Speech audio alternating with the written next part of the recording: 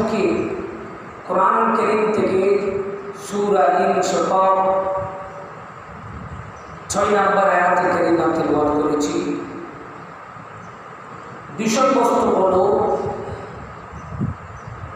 দরিদ্র মোচনের যে প্রতিকার, দরিদ্র থেকে আমরা কীভাবে মুক্তি পাব। দরিদ্র আমাদের সমাজের এটা একটা সমাজের মধ্যে আমরা মনে করি এটা অভিশাপ। দরিদ্রের কারণে অনেক যুবক ছেলেরা নষ্ট হয়ে যাচ্ছে। আজকে মায়ের কথা শুনতেছে না, বাবার কথা শুনতেছে না, বিভিন্ন দলমতের মধ্যে এক হয়ে খারাপ কাজের মধ্যে লিপ্ত হয়ে যাচ্ছে। এটার একটা কারণ হচ্ছে একমাত্র দরিদ্র। তো দরিদ্র মোচন করার জন্য আমাদের কি করতে হবে, কি করলে আমরা দরিদ্র মোচন থেকে মুক্তি পাব। তো দরিদ্র জিনিসটা মূলত এটা কি, প্রথমত হচ্ছে এটা 1992 সালে যেটা জাতিসংঘ থেকে সাধারণ পরিষদ প্রস্তাবের মাধ্যমে 1993 সাল থেকে এটা প্রতি বছর 17 অক্টোবর বিশ্ব দারিদ্র্যকরণ দিবস হিসেবে পালন করা হয়। এটা সরকারিভাবে অক্টোবরের 17 অক্টোবর। এটা আমাদের বাংলাদেশের মধ্যে একটা দিবস রয়েছে, এটার নাম হচ্ছে দারিদ্র দিবস। এরপর হচ্ছে দারিদ্র এটা কি, যেই কারণে মানুষের জীবনের মৌলিক প্রয়োজনগুলো পূরণ করতে পারে না। আমাদের যেটা দরকার প্রয়োজনীয় জিনিস আবার অপচয় করে যে এরকম জিনিস নয়, যেগুলো আমাদের সংসারের জন্য দরকার, জীবন চলার জন্য দরকার, যেগুলো প্রয়োজনীয়, ওই ধরনের জিনিসগুলো যারা পূরণ করতে পারে না, যারা এগুলো পায় না, সেটা হচ্ছে দরিদ্র। তো দরিদ্রের মধ্যে এটা অন্ন, বস্ত্র, বাসস্থান, এগুলো শিক্ষা, এগুলো হচ্ছে মূল। অর্থাৎ দারিদ্র হচ্ছে আমরা যখন আপনার খাবার থাকবে না আপনার পাশে, তো আপনার কাছে যখন যেটা দরকার আপনার খাবারের যখন খাবার আপনি পাবেন না, তখন আপনি বিভিন্ন অভাবের কারণে আপনি বিভিন্ন ধরনের অনৈতিক কালচারের মধ্যে আপনি পড়ে যেতে পারেন। অনৈতিক কালচারের মধ্যে আপনি অনৈতিকের মধ্যে, অর্থাৎ যেগুলো শরীরের সম্মত নয়, ওই ধরনের কাজ আপনার দ্বারা সংগঠিত হতে পারে। সুতরাং তাদের দরিদ্র এটা একটা বড় মারাত্মক ব্যাধি। তারপর হচ্ছে এরপরে যেটা আপনার যখন বস্ত্র থাকবে না, আমরা যে কাপড় পরি এটা আমাদের প্রয়োজনীয় জিনিস, কারণ সতর ডেকে রাখা এটা ফরজ। আপনাকে সতর ডেকে রাখতে হবে, তো সেই পরিমাণ কাপড়গুলো আপনাকে ক্রয় করতে হবে। আপনি যদি কাপড় ক্রয় না করেন, কাপড় ক্রয় করার টাকাটা যদি আপনার কাছে না থাকে, তাহলে এটা মূলত হচ্ছে ও দারিদ্র্যের মধ্যে পড়ে গেছে। তারপর হচ্ছে আপনার বাসস্থান, আপনি যেখানে থাকেন এটা আপনার থাকতে হবে, ঘর আপনার থাকতে হবে, জায়গা আপনার থাকতে হবে। এটা যদি আপনার রাত যাপন করা, আপনার পরিবার থাকা, ওই ঘরটা যদি আপনার না থাকে, তাহলে আপনার থেকে দারিদ্র, আপনি একজন গরিব, আপনি একজন অসহায় মানুষ। সুতরাং এই অসহায়ত্ব দূর করতে আপনাকে অনেক এগিয়ে যেতে হবে।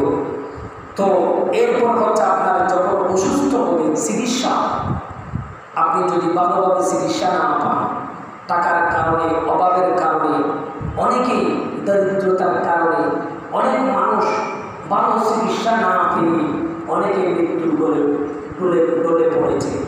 সুতরাং মৃত্যুর কোলে যারা ডলে পড়েছে, তো তো তারা একমাত্র অভাবের কারণে। তো অভাব মূলত অভাব কয়েকটা কারণের মধ্যে আমাদের কাছে আসে।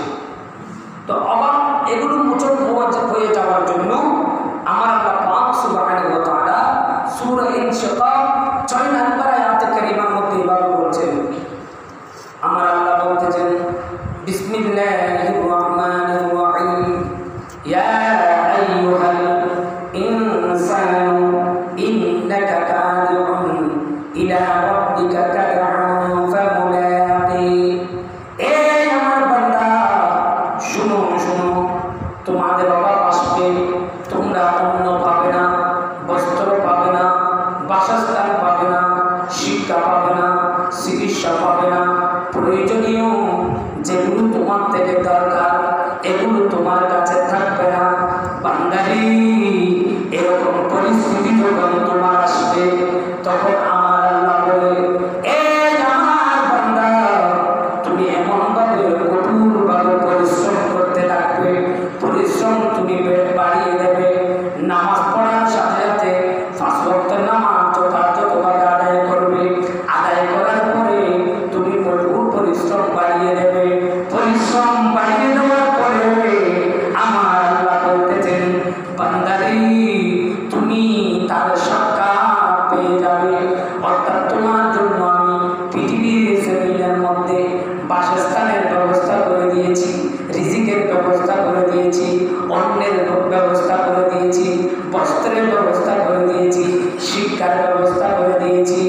এই আমার বান্দা, ওই সমস্ত মুসিবত থেকে যদি, ওই সমস্ত দারিদ্রতা থেকে তুমি যদি বাঁচতে চাও, সফলতার শিখরে যদি তুমি উঠতে চাও, তাহলে তোমাকে সর্বপ্রথম যে কাজটা করতে হবে এটা হচ্ছে তোমাকে রাত্রি পরিশ্রম করতে হবে। সুবহানাল্লাহ। এখানে পরিশ্রম 2 ধরনের আছে, আবার দারিদ্র 2 ধরনের আছে। তুমি আর করবে আরেকটা দারিদ্র কারা? আরেকটা দারিদ্র হচ্ছে যারা নীতিহারা, নৈতিক চরিত্র বা হীন, অর্থাৎ চরিত্রহারা, যারা চরিত্রহীন ব্যক্তি, ওগুলো সবচাইতে বড় দারিদ্র। এটা স্বভাবের কারণে, কারো থেকে অভাব আসে, এটা আল্লাহর পক্ষ থেকে, এটা পরীক্ষা দিয়ে থাকে। কিন্তু কেউ কেউ অভাব আসে নাই, কিন্তু তার স্বভাবের কারণে সে নষ্ট হয়ে যাচ্ছে। তো সুতরাং 2 ধরনের দারিদ্র এবং পারিশ্রমিক, যেটা পরিশ্রম করতে বলেছেন এখানেও 2 ধরনের পরিশ্রম আছে। একটা হচ্ছে যে জীবিকার তাগিদে পরিশ্রম, আরেকটা হচ্ছে আল্লাহর ইবাদতে পরিশ্রম। বলুন সুবহানাল্লাহ। 2টা পরিশ্রম। কারণ আপনি যখন ইবাদত করবেন তখন আপনার জীবিকা যে নির্বাহ করবেন আপনি, ওটা আপনার কাছে আল্লাহর পক্ষ থেকে চলে আসবে। আল্লাহ আপনার জন্য মিলিয়ে দেবেন, রিজিক মিলিয়ে দেবেন, দম দৌলত আপনাকে মিলিয়ে দেবেন। এজন্য আমার আল্লাহ বলেন, এই আমার বান্দা, তোমরা কি করবে? তোমরা পৃথিবীর জমিনের মধ্যে বেশি কঠোর পরিশ্রম করবে। তোমাদের থেকে যেই কারণে তোমাদের থেকে অভাব চলে আসে, আমার আল্লাহ বলেন এখান থেকে কয়েকটা কারণে। একটা হচ্ছে যার নীতি নৈতিকতা ঠিক থাকবে না, তার কাছে অভাব চলে আসবে। যার চরিত্র ঠিক থাকবে না, তার কাছে অভাব চলে আসবে। এই আমার বান্দা, যার যেই মানুষের মধ্যে দিনই এলম থাকবে না, দিনের প্রতি মহব্বত থাকবে না, দিন ইসলামের প্রতি মহব্বত থাকবে না, তার উপর অভাব চলে আসবে। যার ঈমান এবং আদর্শ থেকে বিচ্যুত হয়ে যায়, যারা ঈমান খারাপ হয়ে যায়, ঈমান থেকে ঈমানটা দুর্বল হয়ে যায়, আদর্শ থেকে, রাসূল পাকের আদর্শ থেকে যারা দূরীভূত হয়ে যায়,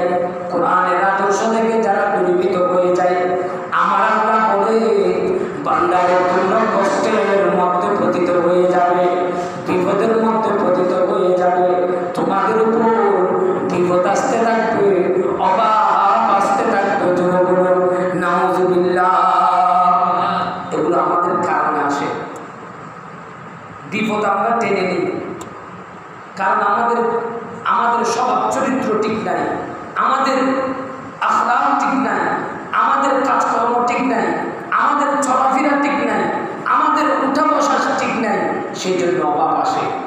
আরো কিছু কথা বলছেন, পৃথিবীর জমিনের মধ্যে কোন কোন কারণে অভাব চলে আসে। আমাদের বাংলার জমিনের মধ্যে যে কারণে বেশিরভাগ অভাব চলে আসতেছে, একটার নাম হলো সুদ। একটার নাম কি? সুদের কারণে পৃথিবীর জমিনের মধ্যে অশান্তি হচ্ছে, বাংলার জমিনের মধ্যে অশান্তি হচ্ছে। আরেকটার নাম হলো ঘুষ। ঘুষের কারণে বাংলার জমিনের মধ্যে অশান্তি সৃষ্টি হচ্ছে, দারিদ্রতা চলে আসতেছে। এই আমার উম্মত, তোমরা যদি সুদ থেকে যদি বাঁচতে পারো, ঘুষ থেকে বাঁচতে পারো, আরেকটা জিনিস হচ্ছে দুর্নীতি।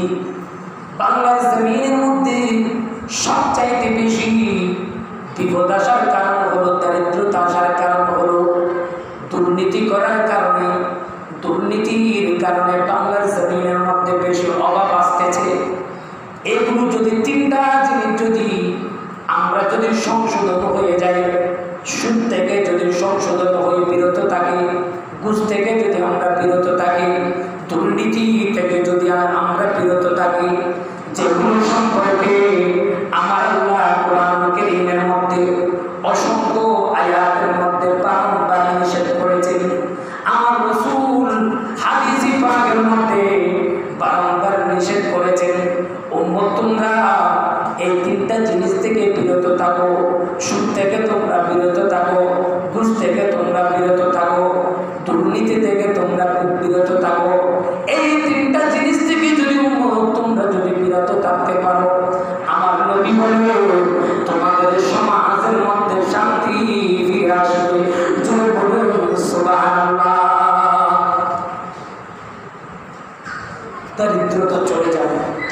এই তিনটা জিনিস যদি আমরা মেনে চলতে পারি। আরেকটা হচ্ছে যাকাতের প্রথা যদি বাড়িয়ে দিতে পারি। যাকাত দারিদ্রতা মোচন হওয়ার জন্য আরেকটা কাজ হচ্ছে, আপনি সুদে সুদ বন্ধ করতে হবে, যাকাতকে বৃদ্ধি করতে হবে। এগুলোর মাধ্যমে দারিদ্রতা মোচন হয়ে যাবে। এরপরে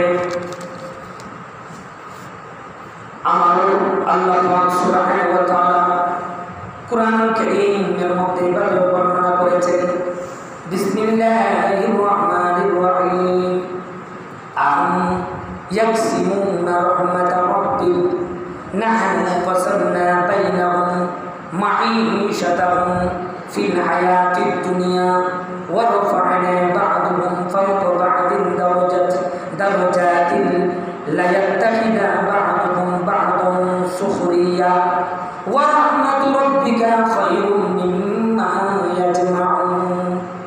আমার আল্লাহ বলে, এই আমার বান্দা, পৃথিবীর জমিনের মধ্যে আমি রহমত বন্টন করে দিয়েছি, রহমত বন্টন করে দিয়েছি। রহমত আমি আমার পক্ষ থেকে বন্টন করে থাকি, রিজিক আমার পক্ষ থেকে বন্টন করে থাকি। এই আমার বান্দা, কিন্তু আমি এমনভাবে রিজিক বন্টন করে থাকি, এমনভাবে যাতে একজন অপরজনের উপর মর্যাদায় উন্নত করে, যাতে অপরকে অধীনস্থ হিসেবে গ্রহণ করতে পারে। বান্দারি, পৃথিবীর জমিনের মধ্যে আমি বড় লোক সৃষ্টি করেছি, গরিব মানুষও সৃষ্টি করেছি, দরিদ্রতাও দিয়েছি, আবার আমি ধন দৌলতের মালিকও বানিয়ে দিয়েছি। এরকম ভাবে আমি কেন পৃথিবীর জমিনের মধ্যে সৃষ্টি করেছি? কারণ হলো পৃথিবীর জমিন চলার জন্য, পৃথিবীর জমিনের মধ্যে একজন আরেকজনের কমান মেনে চলার জন্য আমি আল্লাহ একজনের উপর আরেকজনকে এভাবে মর্যাদা দিয়েছি। জোরে বলুন সুবহানাল্লাহ। সবাইকে যদি সমান করে দিত, একইভাবে টাকা যদি দিয়ে দিত, কেউ কারো কাজ করতো না, কেউ কারো কথা শুনতো না, কেউ কারো অধীনে চলতো না, কেউ কারো কমান মানত না। কমান যেগুলো মানতেছে এগুলো আল্লাহ পাক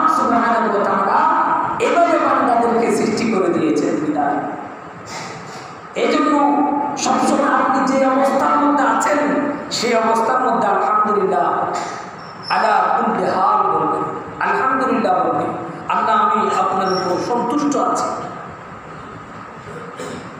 কেন? এটা আল্লাহ আপনাকে রেখেছেন, মহব্বত করে রেখেছেন। আমার আল্লাহ বলেন, পৃথিবীর জমিনের মধ্যে মানুষ একজন আরেকজনের কথা শ্রবণ করার জন্য, একজন আরেকজনের কাজ করার জন্য আমি আল্লাহ পৃথিবীর জমিনের মধ্যে কাউকে দরিদ্র করে পাঠিয়েছি, কাউকে ধনী করে পাঠিয়েছি, কাউকে শিক্ষিত করে পাঠিয়েছি, কাকে অশিক্ষিত করে পাঠিয়েছি, কাকে জজ বানিয়ে দিয়েছি, কাকে মেথর বানিয়ে দিয়েছি। এই আমার বান্দা, পৃথিবীর জমিনের মধ্যে আমি ফুলের বাগান যেভাবে তোমরা ফুলের বাগান যেভাবে করো, ওইভাবে আমি আমার জমিনকে সাজিয়েছি। তোমাদেরকে এক একজনকে এক একজনের উপর মর্যাদা দিয়ে এক একজনের কমান্ডার এক একজন মেনে চলতে পারো, ওইভাবে করে আমি আল্লাহ তোমাদেরকে পৃথিবীর জমিনের মধ্যে সৃজন করেছি। যদি বলো সুবহানাল্লাহ। সুতরাং এরকম যদি আমাদেরকে না করা হতো তাহলে আমরা আজকে মিসগাইড হয়ে যেতাম, কেউ কারো কাজ করতো না, এমনকি ইবাদত থেকে বিচ্যুত হয়ে যেত মানুষ, আল্লাহর ইবাদত থেকে গাফেল হয়ে যেত। আমরা যখন বেশিরভাগ যখন অভাব আসে তখন আল্লাহকে ডাকি। আবার খেয়াল রাখবেন, ডাকতে হবে আল্লাহকে, কিন্তু এটা আবার যদি আপনার নিয়তের মধ্যে যদি ব্যস্ত থাকে তাহলে সমস্যা আছে। অভাবে পড়লে আপনি ডাকবেন, কিন্তু অভাব যখন দূর হয়ে যাবে এরপর আপনি আল্লাহকে ডাকবেন না। ওটা হচ্ছে আল্লাহ বলেন, বান্দা তুমি আমার সাথে চালাকি করো, আমি তো চালাকদের চাইতে চালাক। তুমি কি বুদ্ধিজীবী? বুদ্ধিজীবীর চাইতে বুদ্ধিজীবী হচ্ছে আমি আল্লাহ। এরপর আমার আল্লাহ বলেন, বিসমিল্লাহির রাহমানির রাহিম, কুল ইন্না রাব্বী ইউবসিতুর রিজকা লিমান ইয়াশাউ ওয়া ইয়াকদিরু ওয়ালাকিন্না আকসারান নাসি লা ইয়ালামুন। এই আমার বান্দা, আমি তোমাদের রব, আমি তোমাদের রব। তোমরা মনে করবে পৃথিবীর জমিনের মধ্যে যত নিয়ামত দিয়েছি আমি আল্লাহ দিয়েছি। আমি তোমাদেরকে যত রিজিক দান করি এটা আমি আল্লাহ দান করি। কাউকে রিজিকে পরিপূর্ণ করে দিয়েছি, ধন দৌলতের মালিক বানিয়ে দিয়েছি, আর কাউকে আমি সংকুচিত করে দিয়েছি, কম দিয়েছি, কাউকে দরিদ্রতা বানিয়ে দিয়েছি, অথবা আমি ধনী বানিয়ে দিয়েছি। এগুলো আমি আল্লাহ করি, কিন্তু অধিকাংশ লোক তোমরা জানো না কেন এটা দিয়েছি, তোমরা এটা অনুভব করতে পারো না। বান্দারি, পৃথিবীর জমিনের মধ্যে আমি এইভাবে সৃষ্টি করার কারণ হলো মানুষ যাতে পৃথিবীর জমিনের মধ্যে আমি আল্লাহকে ডাকে, আমি আল্লাহকে স্মরণ করে এবং একজন আরেকজনকে যেমন সম্মান করে তাজিম করে, একজন আরেকজনের যাতে প্রমাণ মানে, এগুলোর জন্য আমি আল্লাহ এইভাবে রিজিক দান করে তাকে জোরে বলুন সুবহানাল্লাহ। দেখবেন অনেকে আবার রিজিকের সন্ধানে ছুটতে ছুটতে কিন্তু তার রিজিক ওরকম দৌলতের মালিক হতে পারছে না। আর কতগুলো ব্যক্তি আছে যারা রিজিকের সন্ধানে এরকম ছুটে নাই, কিন্তু আল্লাহ পাক তাকে রিজিকের দৌলতের মালিক বানিয়ে দিয়েছেন। কেন দিয়েছেন? তার কারণ হচ্ছে যিনি যতটুকু সবর করতে পারবেন, যিনি যতটুকু ধৈর্য দান করতে পারবে, যার যতটুকু ধৈর্য দান করার ক্ষমতা রয়েছে, আল্লাহ পাক তাকে ততটুকু দৌলতের মালিক বানিয়ে দিয়েছেন। সুবহানাল্লাহ। কারণ আল্লাহ জানে একজন ভিখারিকে যদি হঠাৎ করে যদি ধনী বানিয়ে দেয়, সে বিভিন্ন খারাপ কাজের মধ্যে চলে যেতে পারে। এটা কন্ট্রোল করার ক্ষমতা থাকতে হবে তার কাছে। সেজন্য আল্লাহ পাক সুবহানাহু ওয়া তাআলা বলেন, তুমি অধিকাংশ লোক এগুলো জানে না, আমি যেটা জানি। আমার আল্লাহ বলছেন, ওয়ালাকিন্না আকতারুন নাসি লা ইয়ালামুন। অধিকাংশ মানুষ এগুলো সম্পর্কে অবগত নয়, যেগুলো সম্পর্কে আমি জানি। সুতরাং আল্লাহ যেগুলো জানেন এগুলো সম্পর্কে আমরা জানি না। এরপরও আমি কয়েকটা জিনিস আপনাদেরকে ৪৬টি কারণ আমি এখানে নোট করেছি, যেগুলোর কারণে অভাব চলে আসে। আপনারা এগুলো থেকে বেঁচে থাকবেন। এগুলো থেকে যখন বেঁচে থাকবেন তখন আপনি কিছুটা সচ্ছলতার মুখ দেখবেন, যেগুলো আল্লাহর পক্ষ থেকে আপনার কখনো অভাব হবে না। অর্থাৎ দুনিয়াও না কোন সমস্যা নেই, কিন্তু অভাব যেন না আসে। তো অভাব না আসার এরকম কয়েকটি কারণ আমি এখানে নোট করেছি।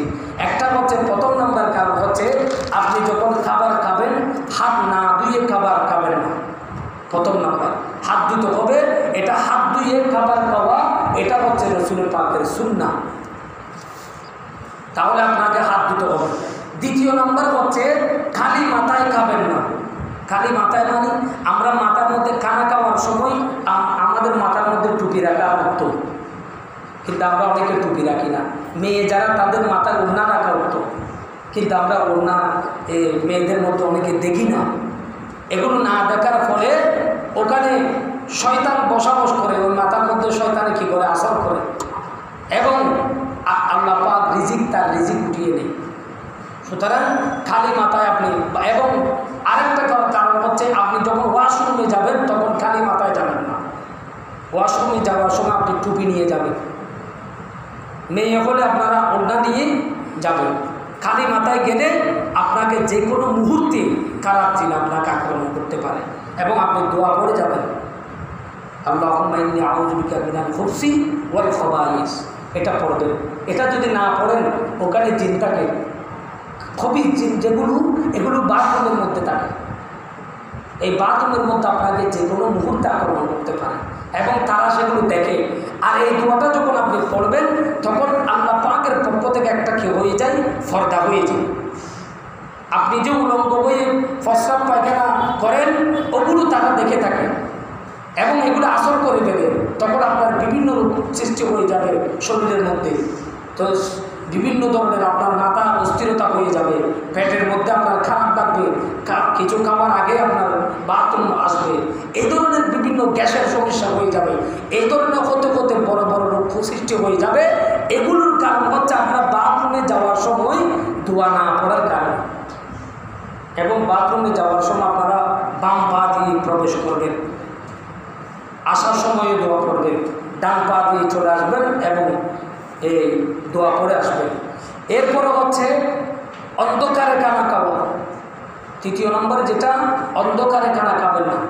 অন্ধকারে যখন লাইট দিয়ে অনেকে খাবার খায়, এরকম খালে আপনার রিজিক কমে যাবে, মানে দারিদ্রতা চলে আসবে। আর দরজায় বসে পানাহার করা, দরজার মধ্যে চকুটের মধ্যে, যেখানে আমাদের আগের মুরব্বী যারা ছিল আমরা দেখেছি, তারা চকুটের মধ্যে আমাদেরকে বসতে দিত না, খেতে দিত না। এগুলো দরজার মধ্যে যদি বসে আপনি খানা খান তাহলে কি আছে, ক্ষতি আছে। কারণ দরজার মধ্যে, এখানে দরজাটা এমন একটা জায়গা যেটা সকালবেলা আপনি যখন ঘুম থেকে উঠবেন, ঘুম থেকে উঠার আগে দরজা খুলে দেবেন। দূরের দরজা খুলে দেওয়ার কারণে আপনার ঘরের মধ্যে ফেরেশতারা যে নিয়ামত নিয়ে আসেন সেই নিয়ামতগুলো আপনার ঘরের মধ্যে ঢেলে দেবে। আর যদি ঘরের দরজা যদি বন্ধ থাকে তাহলে সেগুলো নিয়ে পাহাড়ে অথবা নদীতে ঢেলে দেবে, আপনার রিজিক কমে যাবে। তারপর মৃত ব্যক্তির কাছে বসে খাওয়া। মৃত লাশ রেখে লাশের সামনে আমরা অনেকে খাবার খাই, তো এগুলো খাওয়া খেলে কি হয়ে যাবে, দরিদ্রতার কারণ। সুতরাং ওখানে যেন কেউ খানা না খায়। তারপর হচ্ছে জানাব অবস্থায়, অর্থাৎ অপবিত্র অবস্থায় খাবার খাবেন না। যখন আপনার গোসল ফরজ হয়েছে, গোসল না করার আগে আপনি খানা খেলে দরিদ্র হয়ে যাবেন। খাবার খাবেন যে কিসের পরে, গোসল শেষ করার পরে। যখন আপনার গোসল ফরজ হবে তখন আপনি গোসল করে নেবেন। এটা আমরা মা বোনদেরকেও দেখেছি, এরকম যারা আমাদের মুরব্বী যারা। তারপর খাওয়ার জন্য বের করে খাবার খেতে দেরি করা। আরেকটা জিনিস যেটা আমাদের অভ্যাস, খাবার বাড়ি রাখছে কিন্তু খাবারগুলো ডাকনা দিয়ে কি দেয় না, সেখানে ওই ডাকনা উপরে ডাকনা দেয় না, খাবারগুলো যখন সেগুলো খোলা থাকে তখন সেখানে জিনে কি করে, এগুলো জিনের স্বাদ গ্রহণ করে ফেলে। হবিস জিন যেগুলো রয়েছে ওগুলো শয়তান যেগুলো, এগুলো ওই স্বাদ যেটা খাবারের সাথে এটা গ্রহণ করে ফেলবে। ওটা যখন আপনি খাবেন মূলত আপনি খাচ্ছেন যেগুলো দাম নয়, এগুলো সোয়াব, যেগুলো ভিতরের যেগুলো মেন জিনিস এগুলো খেয়ে ফেলছে। তো এগুলো খাওয়ার পরে কি হবে, আপনার থেকে বিভিন্ন ধরনের রোগ সৃষ্টি হয়ে যাবে। এই জন্য কোনো ডেক্সি আপনারা কি রাখবেন না, খোলা রাখবেন না। বাড়ার পরে, খাবার বাড়ার পরে, নাস্তা রেডি করার পরে ওই নাস্তাগুলো আপনারা খোলা রাখবেন না। নাস্তাগুলো দেখে দেবেন, ঢাকনা দিয়ে দেখে দেবেন এবং সেগুলো খেতে দেরি করবেন না। আপনার যখন যখন আপনার জন্য রেডি রাখছে, খাবার যখন রেডি রাখছে অতি তাড়াতাড়ি করে একদম খেয়ে ফেলা, একটা শুনুন না। কারণ যে কোনো মুহূর্তে এখানে কি করতে পারে, আসর করতে পারে, অথবা এখানে এটার উপর নজর পড়ে, বদনজর, জিনের বদনজর পড়ার কারণে ওই খাবারের মধ্যে যখন বদনজর পড়বে তখন আপনি ওই খাবার যখন আপনি খাবেন আপনার পেট খারাপ হবে, বিভিন্ন ধরনের রোগ আপনার ভিতরে সৃষ্টি হয়ে যাবে। সুতরাং এগুলো থেকে আপনি বেঁচে থাকবেন। ৮ নাম্বার হলো পার্টিতে দস্তরখানা বিছানো ব্যতীত খাবেন না। অর্থাৎ দস্তরখানা বিছিয়ে খাওয়া এটা হচ্ছে রাসূলের পাকের সুন্নাহ, এটা একেবারে উঠে যাচ্ছে। সুতরাং দস্তরখানায় আপনি যখন বসে খাবেন আপনার কখনো অভাব হবে না। সুবহানাল্লাহ। এগুলো আমি যেগুলো বলতেছি অভাব না হওয়ার কারণ বর্ণনা করতেছি। আমাদের কাছে কেন দরিদ্রতা চলে আসে এগুলো বলতেছি, এরকম ৪৬টি কারণ আছে। আমি কয়েকটা বলবো, সবগুলো বলতে যদি না পারি। এরপরে খাটে নিজের মাথার দিকে বসা, খাবার বিছানায় পা রাখার দিকে রাখা। অর্থাৎ আপনি বিছানার মধ্যে খাবার খাচ্ছেন, আপনি যেদিকে পা দেন ওইদিকে করে কি করতেছেন, বিছানার মধ্যে আপনি খাবার খাচ্ছেন। ওই বিছানার দিকে বসা এবং বিছানার দিকে বসা এই ধরনের খাবার খাবেন না। আরেকটা হচ্ছে পূর্ব পশ্চিম দিকে আপনি খাবার খাবেন না, এটা মনে রাখবেন। পূর্ব পশ্চিম দিকে কি খাবেন না, অর্থাৎ খানে কাবাকে পিছন দিয়ে রেখে আপনি খানা খাবেন না, অথবা পিঠ অথবা সামনে দিয়ে কি করবেন না, খানা খাবেন না। আপনি খাবার খাবেন যে উত্তর দক্ষিণ, এটা সুন্নাহ। রাসূলের পাকের সুন্নাহ হচ্ছে যে উত্তর দক্ষিণে কি খাওয়া, খানা খাওয়া। এটা এরকম যখন খাবেন, কারণ জাবেরের ঘরের মধ্যে আমার রাসূল করিম সাল্লাল্লাহু আলাইহি ওয়াসাল্লাম এইভাবে খানার ইন্তজাম করেছিলেন। ইন্তজাম করেছিলেন যে আপনারা টেবিল দেন 10 জন 12 জন করে বসে, ওই 12 জন 10 জন করে করে এখানে খানা খাওয়ানোর পরে 1400 সাহাবী এখানে খানা খেয়েছেন। কিন্তু খানাগুলো করেছেন যে শুধুমাত্র 10 জনের জন্য। এখানে রাসূল পাক সাল্লাল্লাহু আলাইহি ওয়াসাল্লাম ওইভাবে বসিয়েছিলেন, উত্তর দক্ষিণ করে বসিয়েছিলেন সাহাবায়ে কেরামদেরকে, এবং 10 জন করে 12 জন অথবা 10 জন করে, আমরা 6 জন বসে না এক টেবিলের মধ্যে 12 জন করে, ওই 12 জন এই ধরনের করে সেখানে বসিয়েছি। এভাবে বসানোটা হচ্ছে সুন্নাহ। তারপর দাঁত দিয়ে রুটি ছেঁড়া, আমরা দাঁত দিয়ে রুটি ছিঁড়ি, রুটি ছিঁড়বেন হাত দিয়ে, দাঁত দিয়ে দাঁত দিয়ে খাবেন যে, এটা মনে রাখবেন। আমরা অনেক ভুল করে থাকি যেগুলো, এটা আপনি কোথায় পাবেন, এগুলো একটা বেহেশতি জিউর কিতাব আছে, 595 থেকে 601 পৃষ্ঠা পর্যন্ত শুধু এটা বর্ণনা করা হয়েছে। বেহেশতি জিউর এটা বড় বড় বুজুর্গিনী গ্রামগণ লিখেছে। তারপর হচ্ছে এরপরে কাচের বা মাটির ভাঙ্গা পাত্র ব্যবহার করা। আমরা অনেক সময় চা খাই, ভাঙ্গা কাপ করে খাই, আমরা পানি খাই, ভাঙ্গা গ্লাস দিয়ে খাই। এগুলো খেলে দরিদ্রতা চলে আসে। ভাঙ্গা যেগুলো আছে, তারপর ভাঙ্গা আয়নার মধ্যে আমরা চেহারা দেখি, এগুলো করলে কি হবে, আপনার দরিদ্রতা চলে আসবে। আপনি ভাঙ্গা আয়না দিয়ে আয়নার মধ্যে চেহারা দেখবেন না, ভাঙ্গা গ্লাস দিয়ে গ্লাসের মধ্যে পানি খাবেন না, ভাঙ্গা প্লেটের মধ্যে আপনি ভাত খাবেন না। এগুলো কি আপনার কি আসবে, এগুলো করলে দরিদ্রতা চলে আসবে। সুতরাং দরিদ্রতা থেকে যদি মুক্তি পেতে চান তাহলে আপনাকে এই কাজগুলো মেনে চলতে হবে। এরপর হচ্ছে খাবার যেই প্লেট, আমরা খাবার প্লেটটা এমনভাবে রাখি, আরেকজন মানুষ আমাদের এটা ওস্তাদ আমাদেরকে কিন্তু শিক্ষা দিয়েছিল।